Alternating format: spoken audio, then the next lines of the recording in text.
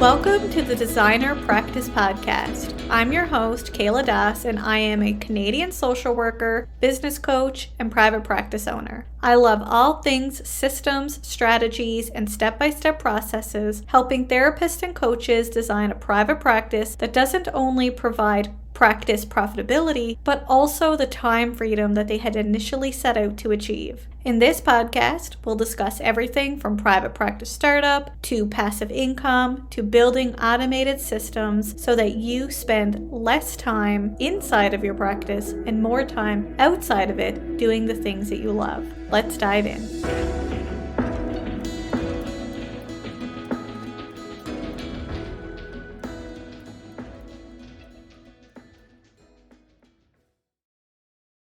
Welcome back to the Designer Practice Podcast, and I'm your host, Kayla Das.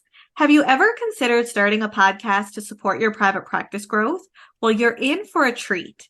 In today's episode, I'm sitting down with Rosemarie Callender, podcast launch strategist, to discuss the power of podcasting and how it can make a bigger impact while increasing your private practice profit.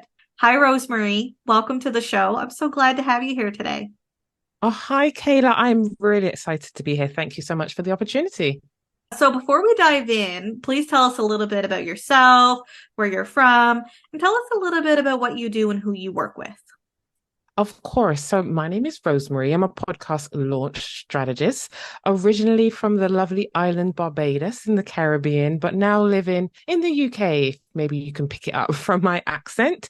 And I am based in Essex, very, very near London, so centre of the UK. And I work primarily with female business coaches and private practice therapists to help them to launch a podcast that supports them in their business. So it's a very strategic process. We are looking to launch a podcast that will help them to reach their business goals. So it's not just putting something out there because you fancy talking about a certain topic. We really want to get strategic, and for your podcast to become, I like to say, marketing and sales assistant. So that's a little bit about me.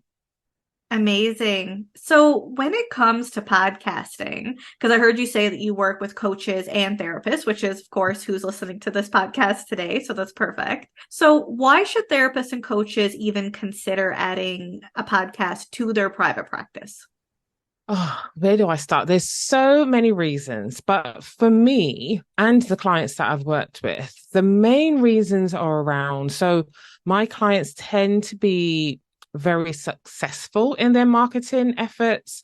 So they are able to convert clients on their social media platform of choice. And they come to me when they're ready for more. They want more visibility so that they can make a greater impact. And a podcast, there's so many different marketing channels, right? But a podcast, I feel, is the creme de la creme. Like, it's your social media, it's your Pinterest, it's your email list, it's all the marketing channels into one. And for the clients that I work with, a podcast is really great at extending their reach. So beyond social media, which I think is a place, especially Instagram, that a lot of us business owners tend to focus on. It really helps us to establish authority and trust so much quicker. If any of your listeners listen to podcasts themselves, I'm sure you're nodding, Kayla. I've certainly hired coaches or hired service providers off the back of their podcast because I feel like I get to know them by listening to a 15-20 minute episode. And then, of course, there's the bingeability factor that you just don't get from other marketing channels. Helps you to build a personal connection with your audience. And my absolute fave, streamlines your marketing, your lead gen, and your content creation. That's where I get really, really lit up, because I know from a personal point of view, I've struggled with marketing. I'm coming up nearly 3 years last week in my business. And marketing is always something that, it just takes so much time. But you do need it, because if you don't get in front of your ideal audience, no one's going to know you. And how are you going to book clients, and how are you going to make the impact? And so as part of marketing comes content and lead gen. And so it's this kind of triangular trifecta effect that I feel like podcasting can really support therapists and coaches to really take their business or their practice to the next level. I agree with you 100%. And first of all, I want to congratulate you on your 3 years in business. So that's Thank you. fabulous. Yeah, like when it comes to podcasting, I started this podcast March of last year. So Mhm. almost a year, 9, 10 months.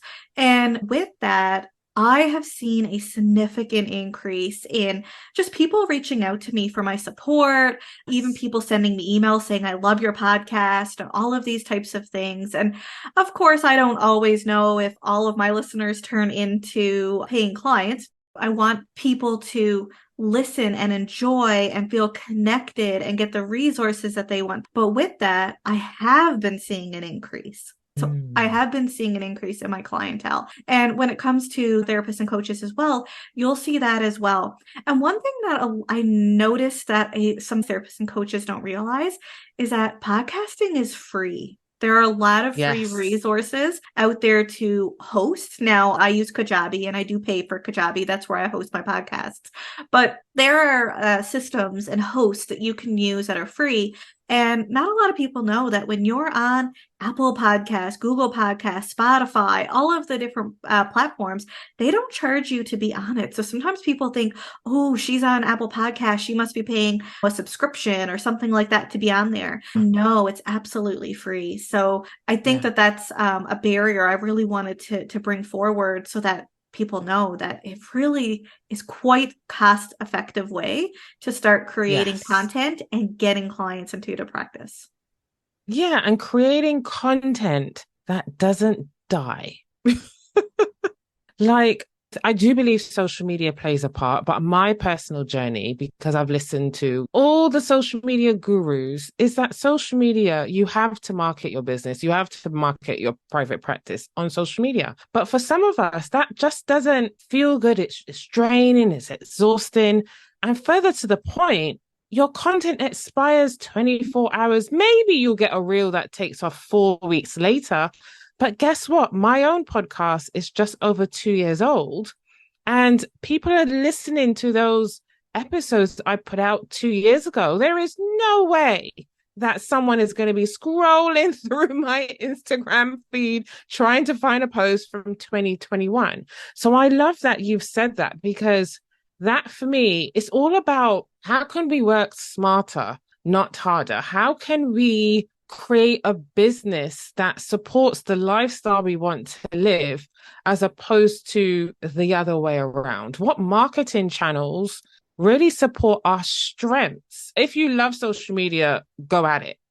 But if you're a bit like me, you prefer talking, then really consider podcasting. Like a 20, 25 minute episode can get you so much farther than 300, 400 word caption and graphic on Instagram. So I'm glad that you brought that up.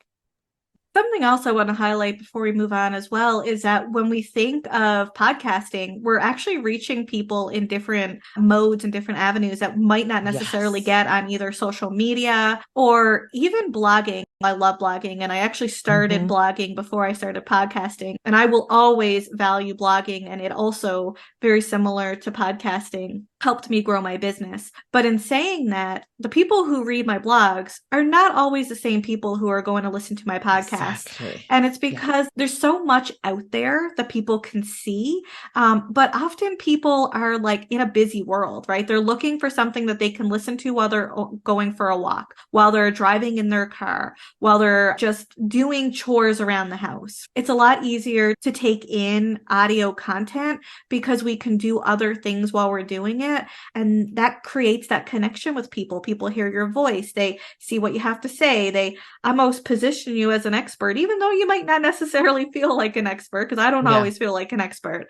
But it helps people feel connected to you, and you become front of mind because now not only are they reading your content, they are actually hearing your voice.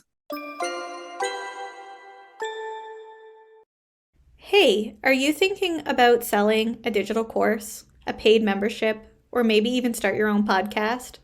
Then you'll love the all in one program that I use, Kajabi.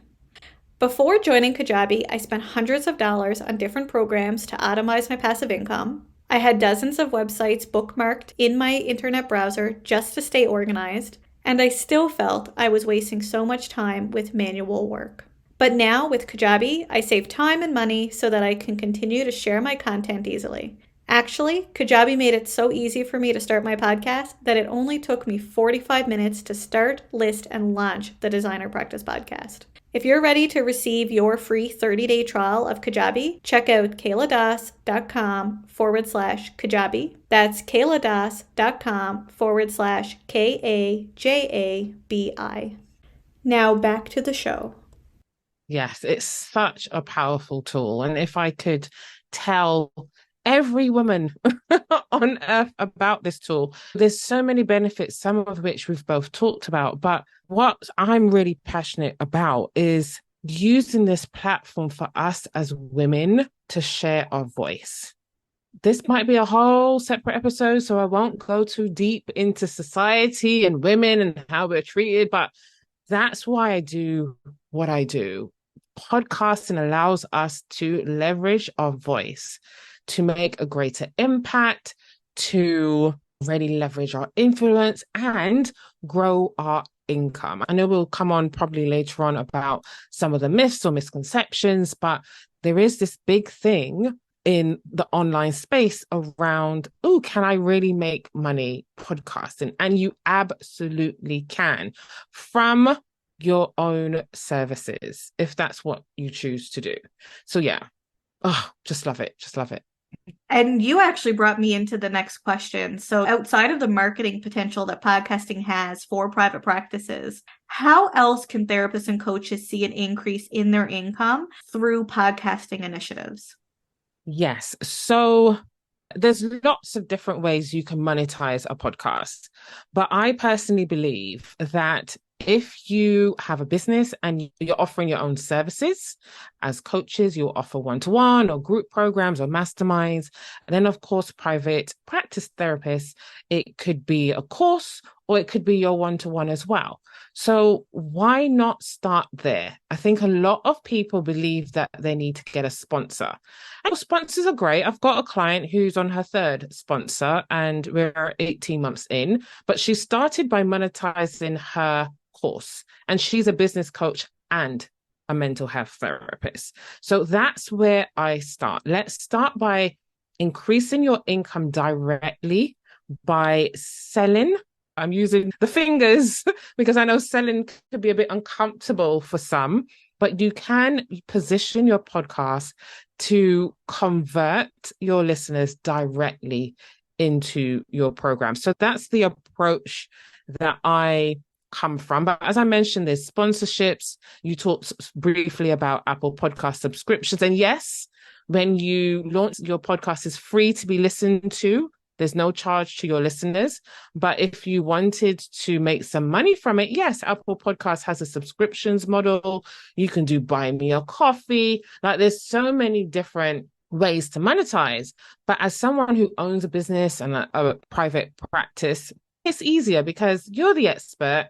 You know your stuff. You're just showing up to a mic and sharing your knowledge.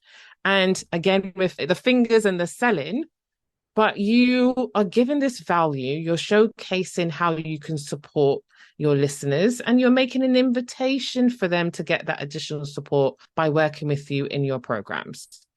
So that's how I believe your audience can increase their income through podcasting.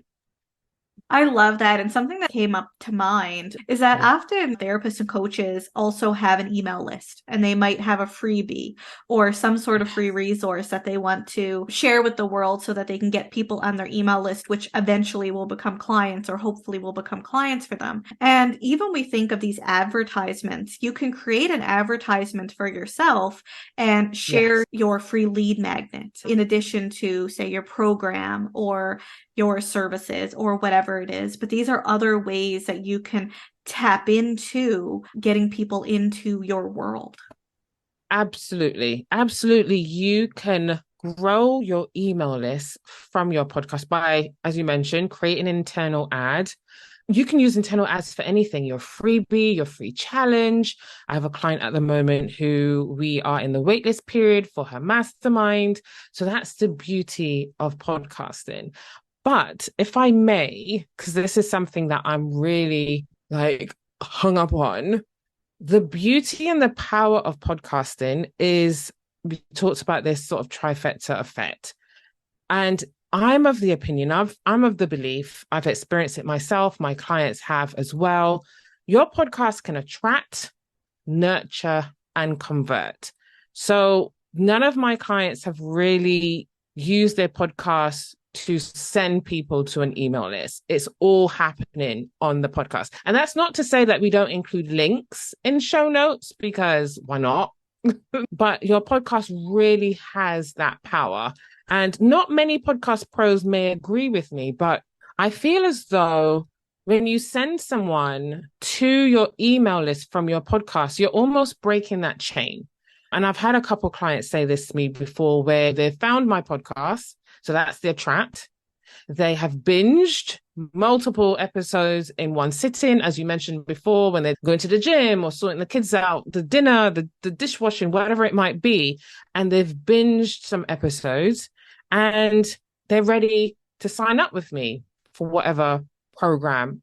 And the same for my clients. Now, if I'd sent them to my email list, I just feel like that breaks the chain. So we've got the attract, the nurture, the convert.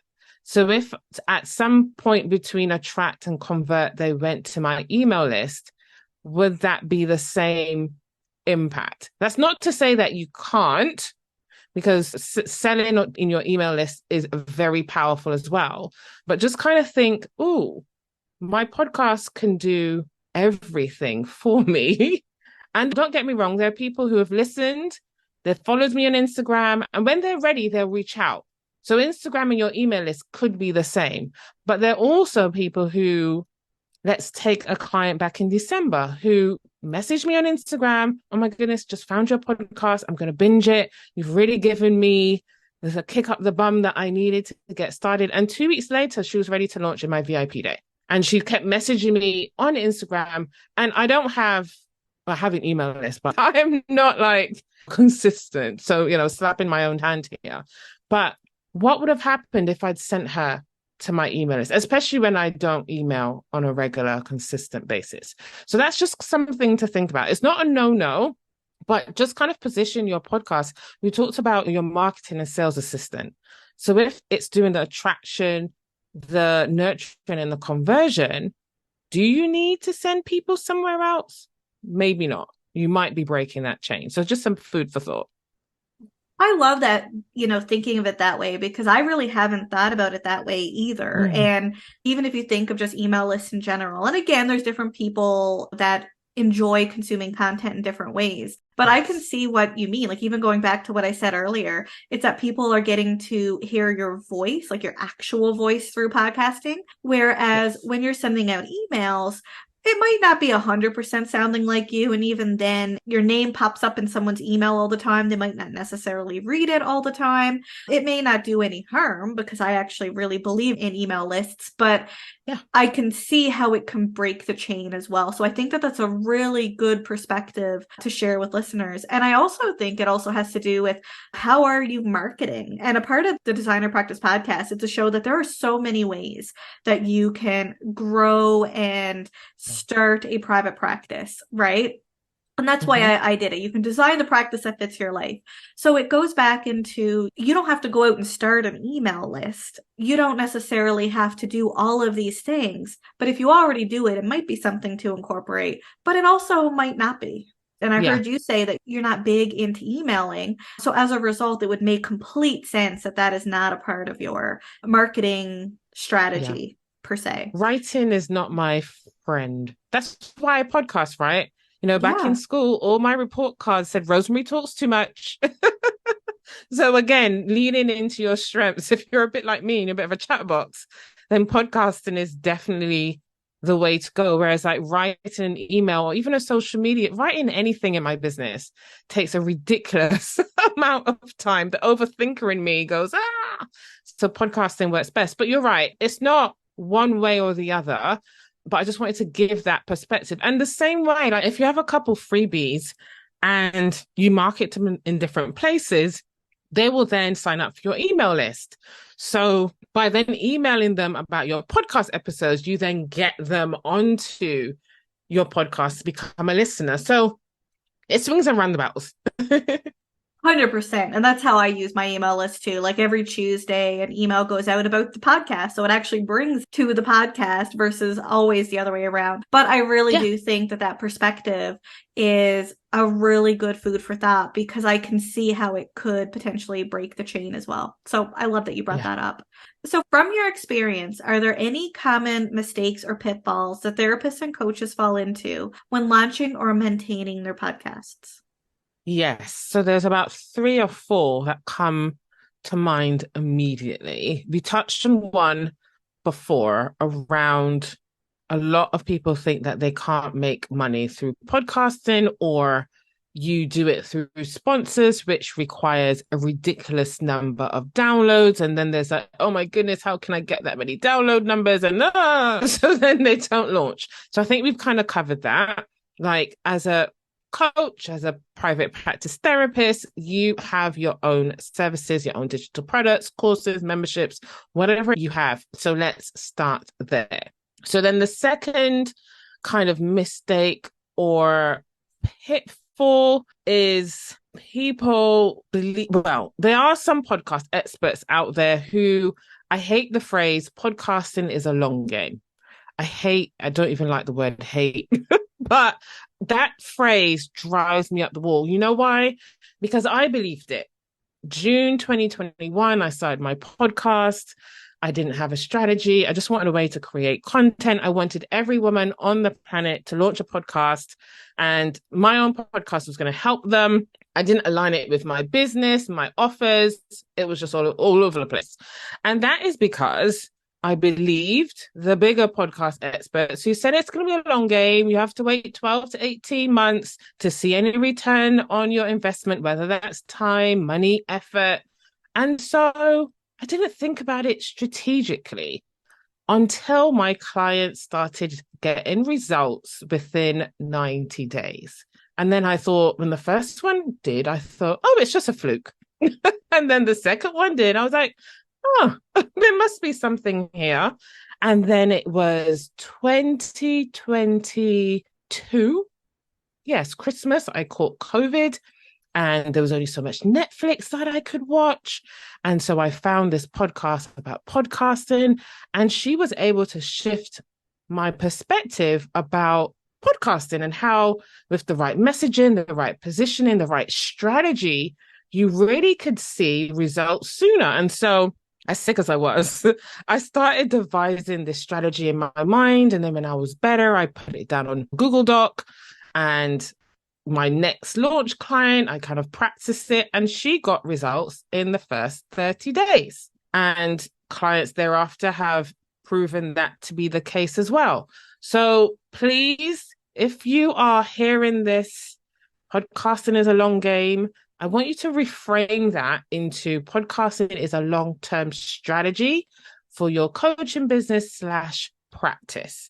So that's one that really, really gets me, because I feel like business owners or therapists, they will then put it off because there's other things that I can see a return on from my time, especially a lot sooner. So I'm going to keep pushing off my podcast, starting my podcast, when actually all you need is the right strategy and you can see results a lot sooner. And I just want to mention, not all results have to be monetary, financial. When I work with my clients, it's all about, we pick one primary goal, one secondary goal. What does that success look like to them? And then we create a strategy from there. I had a client who wasn't focused on getting leads from her podcast. She just wanted to put out content consistently. So don't just think about, if you're not interested in creating a podcast, maybe your private practice is full. What other goals? Do you want to be a speaker? We could create a podcast that really positions you as an authority that directly leads into your signature talk and brings in those speaker invitations. So we need to think big picture and think long-term strategy rather than long game. Do you want to instantly transcribe your audio and video content? Maybe you've created a digital course and you want a play-by-play of your video lessons to give to your students. Or maybe you're thinking of starting a podcast, but you feel overwhelmed by constantly creating show notes. Or maybe you have a blog post idea in your head, but you just don't have time to type out a full article. Then I think you'll love Descript. Descript is a video and audio recording, editing, and transcribing software. It allows you to record your course, edit your podcast, or transcribe all of your ideas out instantly in one place. Instead of spending hours and hours creating your written content, you can record it and have it transcribed instantly. In Descript, filler words such as like, you know, ums, and ahs are all instantly removed with one click. For me, Descript has been a lifesaver when it comes to translating my audio and video content, such as these podcast episodes, into written content so that I can continue to improve my search engine optimization with very little extra work. If you like to save time, check out Descript today by heading to kayladas.com/Descript. That's kayladas.com/DESCRIPT. Now back to our episode. And then another one that I would say is focusing too much on the tech.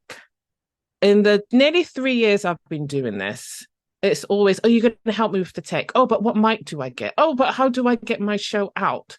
And I'm always like, I'm going to do that for you.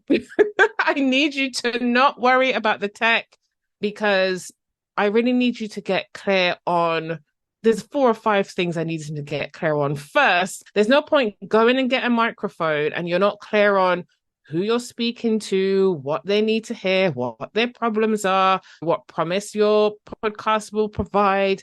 There's no point thinking about all that stuff when you can't answer these questions for me. So that's what I would say. And then in terms of maintaining their podcast, be prepared to adjust and evolve. So there's this quite alarming statistic that 75% of new podcasts pod fade. So pod fade is another word for like podcast burnout. So they get to episode 7 and they just disappear. And that's usually because the host has gone right into launch and underestimated or not thought about, well, what happens after launch? This isn't like when you're launching a mastermind and you're trying to get people in and then all you have to do is to serve them. With a podcast, there's lots of different parts, which are all manageable, but a lot of people don't think about beyond launch. And so the hype dies down from launch and it's almost like, okay, this is what I'm doing week after week. And the novelty wears off. Maybe they don't see the results they were looking for. Maybe they didn't hit 1 million downloads overnight. Like there's some crazy expectations, but that will be a big thing. If you decide to launch a podcast, think beyond. Something I talk to my clients about is being committed for 12 months. And that's not from a results point of view. It's like anything that we do in our business. We want to give it a good go. And so I think 12 months, that's 52 episodes if you're going to be a weekly show, but you need to have the systems behind you to support you to be that committed and dedicated. I love that. And a few things that I'm thinking about is even my own podcast journey. And I don't actually know if I mentioned this on the podcast in the past, but when I first started, I had waited almost a year, actually over a year to start my podcast. I knew that I wanted to call it the Designer Practice Podcast. And I won't lie, it like was in the back of my mind every day. Is someone else going to take this name before I actually put it out in the world? Yeah. And I was procrastinating. And one of the pitfalls that I felt that I was falling in is I thought that it was going to take so much work to set up. And like you mentioned, it is work. There is some expectation that there's some work there. Yes. But in saying that, when I actually started, it actually only took me 45 minutes to set up my podcast. And some people don't believe me. Obviously, that's not the recording of an episode, but that's just to get it on Apple Podcasts, Spotify, Yes. Google, set it up in my host, all those types of things. But it did not take me very long. And with that, you talked about maneuvering. And something that I do on my podcast is I do episodes where I do it myself, but I also have guests like you on the podcast because it helps switch it up. It helps get more Yeah. people into the community. I also love making connections. So to me, this is how I can reach people like you so that we create these long lasting connections. Because that's a huge part of my values into my business is creating connections. So a part of that is a part of the values, but the other part is it helps me between having to make my own content and also having guests on the podcast that help me make content every week. So it's really thinking about maybe even maneuvering as you go by. It's you don't have to make every single episode yourself. It's depending on what you're talking about. Are there experts in the field? Are there people out there who have other podcasts? Are there people out there that you can get on your podcast so you can create these connections? And even as therapists and coaches, having referral networks are huge. So these people can become your referral networks moving forward. And they're going to come Yeah. front of mind. Like if I have a therapist come to me now and say, I want to start a podcast and I need like a podcast strategist. Do you know who to go to? Guess who I'm going to refer to? Rosemarie. Because now I have that connection. So going back to my own journey, sometimes we think it's going to be a lot more work than it is. And then we do it and we're like, whoa, like how come it took me over a year to start a podcast? It took me 45 minutes to start up. And once I got into the groove, I'm like pre-recording months in advance. And I know I'm kind of a go-getter too. I don't expect everyone to be scheduling their podcast months in advance. But in saying that, it's not that difficult as much as I thought it was going to be. Yeah. And I love that you have affirmed, confirmed there is work. It is work. Having a podcast is work. But, and correct me if I'm wrong, but I think a lot of people see a podcast as another thing to do. That's where the procrastination, that's where the, oh my goodness, this is going to be a lot of work. But what I want to say to those of you listening today is that it will replace a lot that you are doing right now. So if you are creating 3 to 5 posts for social media, that can come from your podcast. If you're creating a blog once or twice a month, that's your podcast. If it's a weekly email newsletter, that's your podcast. So it really will replace all the content that you're creating. You record that 25-minute episode, transcribe it, and pull bits from it that you want for the email, that you want for the social media posts, and then you use that transcript to turn it into an SEO optimized blog post. That is a piece that I don't think a lot of people think about. I think they think, oh, it's something else to do. I certainly felt that way when I started mine. Like, can I really run my own podcast on top of, I was managing podcasts back then as well as launching. Can I really do this? But I hated writing content.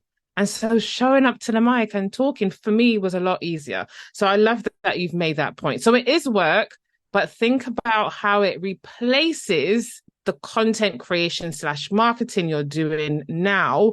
Plus, it's evergreen. As long as you have your podcast on those platforms, people will find it. They will learn about you. They'll reach out to you. And I know, Kaylee, you mentioned this earlier. It's such a great feeling when someone totally random reaches out to you on email or social media and says, oh my goodness, I just found your podcast. Like, it's a very much like a pinch me moment where there's that, and they talk about maybe it's a specific episode and how it impacted them. Like, even talking about it now gives me shivers. You just can't get that connection, that feedback from other platforms, other marketing channels. So I love that you mentioned that point. Agree 100%. And I also want to talk about one more pitfall that I've heard from other people. And actually, it happened to me too. And this is why I really want to highlight it. is that sometimes, especially if you're someone who doesn't like to go live, and when I first started my business, I was doing like live webinars, and I just don't like going live. I really don't. I Yeah. will do it from time to time, but going live is just so anxiety provoking. And even though Yeah. everyone tells you, try it out, I did it at least 10 times. And every time I do it, I am exhausted for the rest of the day. It is just not Mm, my mode of marketing. So, what I love about podcasting is that you can pre record, you can edit.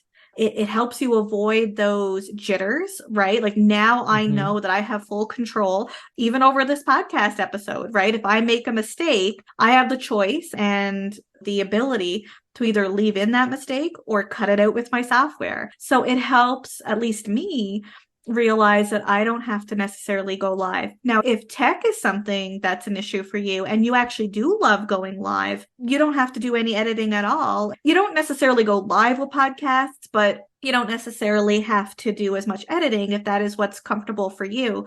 But for me, I know that I always worried about what if I say something that Yeah. doesn't sound right. Whereas now I get a chance to listen to what I have to say. I do try not to edit too much because I obviously don't want to be that person either. But in saying that, if I say something that I'm just like, you know what, that didn't come out the way that I had hoped, I can just cut it out in the editing process. So it helps me feel more confident when I'm recording these episodes. And I think that listeners who may worry about that can also think about that too. You have complete control Yes. over what you put out in the world and when you put it out. Yes, I love that. Thank you for adding that, Kayla. Yes, this is your platform. This is your content. You can't be hacked. You can't be shut down. You can be your authentic self. And that's not a mistake or a pitfall, but it can be a common belief. Even my recent client, I can't remember the exact way she said it, but there was concerns around, can I be myself? And I'm like, yes, absolutely. This is your show. This is your platform. This is where you can be your most authentic self. And what I love about podcasting, to add to what you said, Kayla, again, I hate lives. You know that, especially Instagram, where 5 people join, then 1 people, and then that number thing just drives me to distraction. But with podcasting, I can sit down in my pajamas, have my cup of tea on the side, and my headscarf on, haven't maybe showered yet, and no one knows, nor no one cares, because they are here to listen to your expertise. Love Yeah. it. So, if a listener has been inspired by today's episode and they really want to start launching their podcast, maybe they've been thinking about it for a while and we're just like that push that they needed, what are some Yeah. steps that they can take to get started? So when I work with my clients, a big part of my strategy, I've got like a 4 phase framework. Phase number 1 is around building your foundations. Phase 2 is around content strategy, 3 systems, and 4 marketing. But in terms of getting started, I would urge you to start with those foundation pieces. So, some key questions would be, why do you want to start a podcast? Because in those moments, remember I talked about being committed for 12 months. In those moments when it feels tough, you might not be seeing the results you hoped for, like your business, like your practice, you're going to go back to your why. And your why is what's going to keep you moving forward. It's no different with your podcast, but it also gives you that clarity. So, why do you want to start a podcast? Who is your show going to be for? A big hint for this answer would be, your ideal listener is your ideal client. So, if you're podcasting for business, they are one and the same. So, whoever your ideal client is should be your ideal listener. And do not be afraid to niche. As with business, if you speak to everyone, you will end up speaking to no one. I have a client who messaged me, bless her, we're 3 months after her launch. I manage her podcast for her at the moment. And she messaged me, oh, for a niche podcast, I might not have a lot of download numbers, but they're pretty stable. And I'm getting so much feedback. She was really, really happy. And I was so excited that she had that reflection piece herself, because I often speak to business owners who just want to speak to everyone. There's this resistance to niche down. I'm here to say to you, don't be afraid to niche, because you can create content that speaks to that person, and it helps you to stand out against other podcasts in the podcasting space. So let me recap. Why? Who your show is for? What is your podcast going to be about? So I tend to suggest, as part of the content strategy, sort of 3 to 4 pillars. So my podcast is about podcasting, mostly solo episodes, because I leverage it to generate leads for my business, but I do bring in some experts. But also, my pillars are around launching, managing, growing, and monetization. So that means that you're giving your audience a bit of flavor, a bit of variety. So what are you going to talk about? How are you going to break those topics down? And then finally, when do you want to launch your show?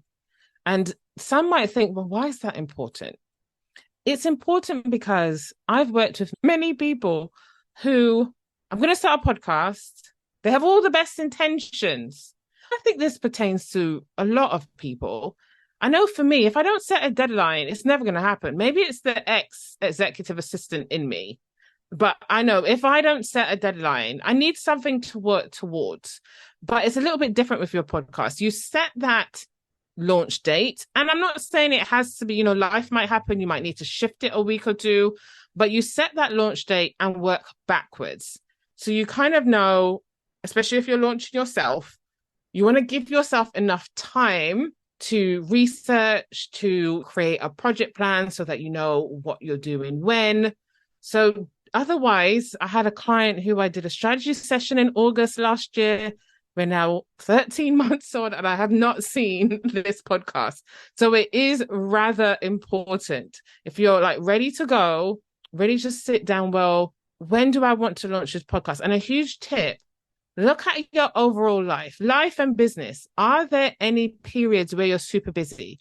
So if you're a mom, summer holidays are out, right? Christmas is out. Maybe Thanksgiving is out. So January is a really good time to launch. Maybe April. You want to give yourself a few weeks, but also consider what's going on in your personal life and your business. So those are the main, there's a few more, but that's a good starting point. So your why, your who, your what, including like subtopics. Just jot down all the ideas that come to you. And then finally, when do you plan to launch? I love when I can share free marketing resources that can help you grow your practice. Open Path Psychotherapy Collective is a nonprofit organization that partners with therapists in private practices across Canada and the United States to provide affordable therapy services to clients in lower or middle income families. OpenPath provides a professional therapist listing that generates referrals for practices at no cost to therapists who partner with them. You heard me right, absolutely no monthly subscription fees. When you sign up, you agree to provide a sliding scale to clients found from your OpenPath profile, up to $70 per session for individual counseling and up to $80 per session for couples or family counseling. If you're interested in signing up for a free OpenPath professional profile, check out kayladas.com/openpath. That's kayladas.com/OPENPATH. Now back to the show. I love that. That's really helpful because it really brings back the framework and the foundation that we need to know before we go out and put out a podcast in the world. Because it's easy to say, hey, I'm going to do a podcast, but what am I going to do it on? Am I going to do it on this, on that, on this, on that? So this helps you really focus on what is it that I want to see in my podcast. And going back to the ideal client, it's who you're serving in your coaching or therapy practice is likely going to be aligned with your podcast. So as a result, a lot of the things that you're already talking about with clients are topics you can talk about in your podcast. So I love it. Absolutely. I love that you've mentioned that. That is the best way. I think one there's something that holds people back from starting, and that's this thought of, what if I run out of things to say? That's you. I see you. I hear you. But I want to assure you that is never going to happen. Never going to happen, because you are working with clients and there's things that come up all the time. So if, as part of this, what am I going to talk about? Go back to your intake form, go back to your session notes, go back to your Instagram DMs, your emails. Like, what do your potential clients ask you? What are the frequently asked questions? What are the objections? There's so much. When I started my podcast, I had my first year of episodes all mapped out, which is why I talk about being committed for 12 months. So if you find that helpful to do yourself, go at it. But I promise you that you're an expert. You will never run out of things to talk about at all. I also want to give a little tip here too, is that especially if you launch like different times of year, so maybe you have a program or a service or a group program that you do maybe every September or every February or whenever, you can talk about the same type of things that you did the year before. Obviously, the episode's going to be very different because you're going to record it differently. You're not necessarily going to just replay the one you did last year, but a lot of the content can be very much the same because you're going to have different listeners. And the truth is people who listened to your podcast last year aren't going to remember every little thing that you talked about the year before. No. So talking about that same content and bringing it up again is okay. And I do it in my podcast and I plan to continue to do it because you're always having new people. And especially as you build up your podcast, because this episode is episode 49. So almost a year. So I'm almost made the year. And you think in 49 episodes, a lot of those things might have been new content and like different topics, but some of them from what I did in March might be very similar to what I did in December. Right? It's okay. And people have the choice. If they're like, oh, I know all about this, then they just won't listen to that episode. And that's fine because you'll have a new episode next week. So don't worry about I'm repeating myself. And actually being able to repeat yourself is a good thing, especially if you're selling a program. Chances are people need to hear that more than once. 1,000% agree. So you have a service that helps therapists and coaches get their podcasts out in the world. Can you tell us a little bit about this program and what listeners can expect if they sign up? Yes, of course. So I have a VIP day called Amplify, and I work with coaches and therapists to launch their podcasts in one day. I know you might be thinking, how on earth, Rosemarie? But as I mentioned before, I was launching podcasts for about 2 years, and then I switched to VIP days at the start of 2023, and I have my system down to a T. So it starts off with a podcast strategy call 2 weeks before the VIP day. You have lots of resources. You have access to me 24/5 where you can ask me questions. But after your strategy call, you go away, you record. I work with you on your scripts. You work with my graphic designer on your cover art and your graphics, etc.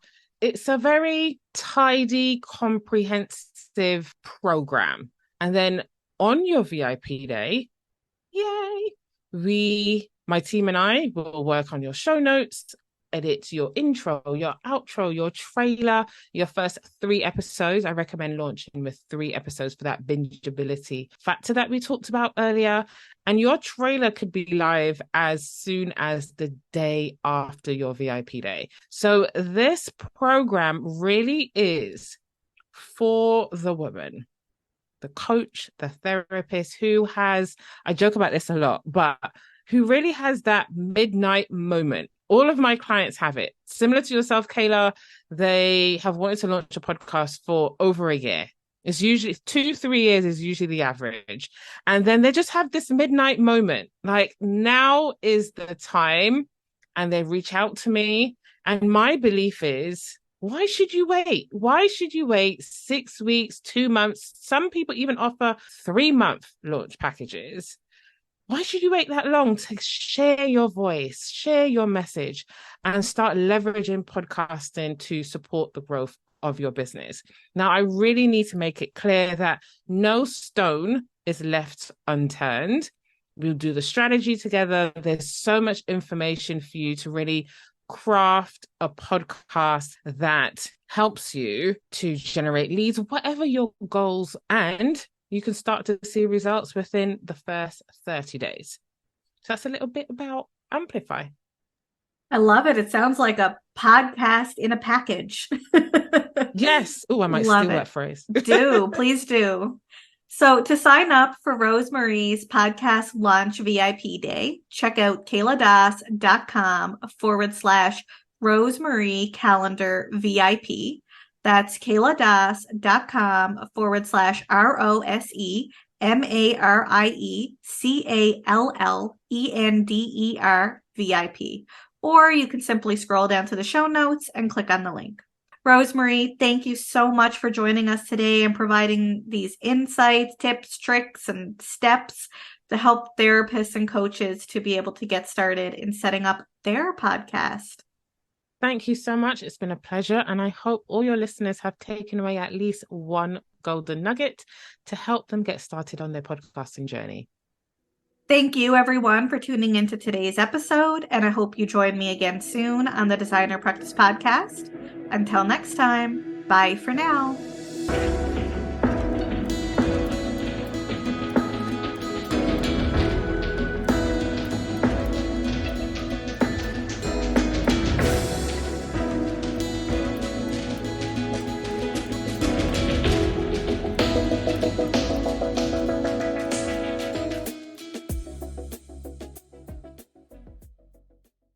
Please be advised that the podcast advertisements and links in this episode may be affiliate and/or sponsor links where Evaspare Inc. and the Designer Practice Podcast receive compensation for sales or signups made through link clicks. This helps the Designer Practice Podcast continue to provide free and valuable content to you each week. Thank you, and we appreciate your support.